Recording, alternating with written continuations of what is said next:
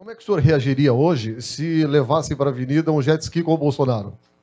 Ele ia montar no jet ski e ia chamar todo mundo para participar com ele, né? Quer dizer, ele ia adorar. Eu acho que o jet ski do Bolsonaro é um símbolo de como ele é uma pessoa humilde, acessível a todos, né? Ele, ao contrário do Lula, que tem cada vez mais se isolado da população, o Bolsonaro vai ao encontro das pessoas, abraça, conversa, afasta todo tipo de restrição e deixa as pessoas se aproximarem dele. Ontem, quer dizer, na verdade, nessa semana, né, porque o programa vai ao ar na outra semana, nesta semana que nós estamos agora, uma semana antes do evento, do nosso programa aqui, o Lula foi a Sumaré e teve que ser escoltado por pessoas de metralhador e fuzil na mão. Quer dizer, ele que saiu na revista Time como o maior líder popular do Brasil, não consegue andar em Sumaré sem botar segurança de metralhador e fuzil. Ele não é popular coisa nenhuma. A turma sabe que ele é um ladrão, que comandou o maior escândalo de corrupção da história do planeta e, né, efetivamente, sabe o que eles querem fazer com essa história de voltar à cena do crime, como disse o meu ex-chefe Geraldo Alckmin. Beleza. E como é que você vê o Geraldo Alckmin hoje junto com o Lula? Para mim é uma tristeza muito grande, uma decepção enorme, em que pese eu goste do Geraldo como pessoa, ele é um ser humano correto. Você tem amizade com ele ainda? Eu tenho contato com ele esporádico, faz muito tempo que eu não o vejo, mas ele é uma pessoa decente, um pai de família decente, um avô, enfim, uma pessoa que, como ser humano, merece todo o nosso respeito. Pela decisão tomada agora de ser vice do Lula, absolutamente incoerente, né, que contradiz toda a sua história, e o próprio Geraldo Alckmin sempre assou e disse isso, que o Lula era ladrão. Essa é a opinião do Geraldo sobre o Lula. O Geraldo sabe que o Lula é ladrão. Ele sempre afirmou isso e sempre teve esta posição. Aliás, o vídeo que circula na internet dizendo da própria palavra, a própria boca do Geraldo Alckmin, Lula quer voltar à cena do crime. Isso é palavra de Geraldo Alckmin na eleição de 2018. Quer dizer, portanto, é uma incoerência sem tamanho. É uma pena, realmente. Ô Lucas, você como vereador também é do lado conservador, né? Estava vendo aqui, você é contra a construção de banheiros multigêneros, né? Enfim, contra várias posições, principalmente com ideologia de gênero, coisa e tal. Por que você se tornou um conservador ou sempre foi um conservador? Então, você sabe que eu estava conversando com uma pessoa esses dias e ele falou assim, nós nos tornamos conservador depois de 2013. Eu falei, não, você está errado. Eu sempre fui conservador.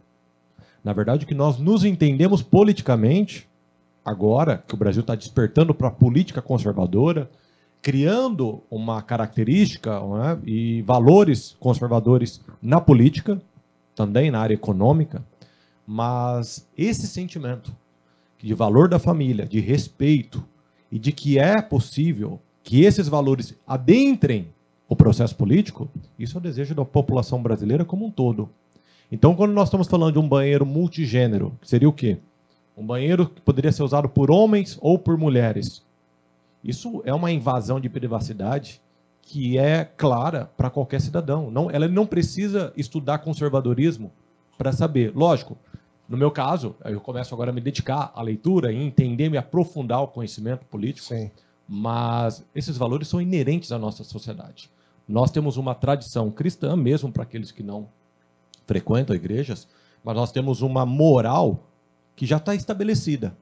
E ela tem valores que devem ser... E essa é a ideia do conservadorismo. O conservador não é alguém fechado àquilo que vem de novo. Porém, ele respeita porque ele entende que a sociedade faz parte daqueles que morreram, daqueles que estão vivos, pensando naqueles que virão. Então, eu não tenho dúvida, eu sempre fui um conservador. Agora eu sou um conservador com conteúdo político. Mas eu acho que isso não é uma peculiaridade minha. Eu acho que isso é uma realidade da maioria maciça da população. O Lucas Zanato, você está no segundo mandato como vereador em Araçatuba, agora vai para deputado estadual fazendo dobradinha com o ministro Ricardo Salles, que é pré-candidato a deputado federal. Como é que, através desse conservadorismo, como é que o público homossexual, por exemplo, ou de vários gêneros, os diferentes, né, como são chamados, vê a sua postura em Araçatuba? Olha, tem a militância, eu acho que tem dois casos. Tem a militância política, que é uma questão ideológica partidária. Não é uma questão de respeito. Tanto que quando eu fiz a minha manifestação sobre o assunto, eu falei, olha, existe um problema para o transexual, mas não é impondo uma outra postura aos conservadores, ao heterossexual, que nós vamos criar uma pacificação ou um respeito mútuo. Então, eu tenho amigos que são gays, que são meus eleitores, são pessoas decentes, concordam comigo, são contra a erotização precoce para crianças, porque entende que não é um assunto de criança. Então, para mim é muito tranquilo, porque eu tenho amigos gays que são conservadores, porque entendem que o assunto não pode... meu maior desafio e aquilo que eu mais luto é contra a campanha de erotização para crianças, seja hétero ou homossexual. Então, através até desses próprios amigos, está claro que isso é pacífico. O pudor, os valores, o respeito, ele não é uma coisa de hétero ou de homossexual. Pelo contrário. Uma coisa de ser humano. De ser humano. Então, quando você vê essa debate, você está lidando com um grupo pequeno que não responde à maioria, porém tem uma pauta ideológica política, tem outros interesses, não um interesse real de convivência e de respeito entre toda a diferença e pluralidade que nós temos. O Brasil é plural.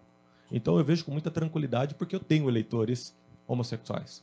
Legal. E o ministro, como é que o ministro enxerga esse lado de erotização, de multigêneros, enfim? Eu acho que é importante fazer distinções, né? Uma coisa é você respeitar a escolha de cada um. Cada um tem o direito de escolher, ter a vida, ter o comportamento, enfim, ter uma escolha, opção sexual, etc., que quiser. Agora, impor decisões, né? Impor a sua vontade, impor padrões a terceiros, já é muito diferente. Quando se trata de criança, então, pior ainda. Pior ainda. Porque a criança, ela é muito mais frágil, ela está tendo as suas visões, os seus conceitos, os seus princípios, etc., construídos ao longo da sua juventude. Então, muitas vezes, quando você impõe à criança uma determinada visão ou ideia, ou a visão, inclusive, que foi muito discutida nos últimos tempos, dizendo, não, já tem que treinar ele para conviver. Conviver significa respeitar os outros. Respeitar os outros em todas as situações. Você respeita aquele que tem uma visão, do ponto de vista de sexualidade diferente, você respeita a pessoa que é de outra raça, a pessoa que é de outra região do Brasil, que não importa. Esta é uma questão de respeito. O respeito não encontra, nesses aspectos, uma barreira. Se você ensinar a criança a ser respeitosa com outro ser humano, com os animais, com a natureza, ela será respeitosa. Você não precisa incutir uma ideologia na cabeça dela para que ela passe a ter respeito. Essa é uma questão fundamental.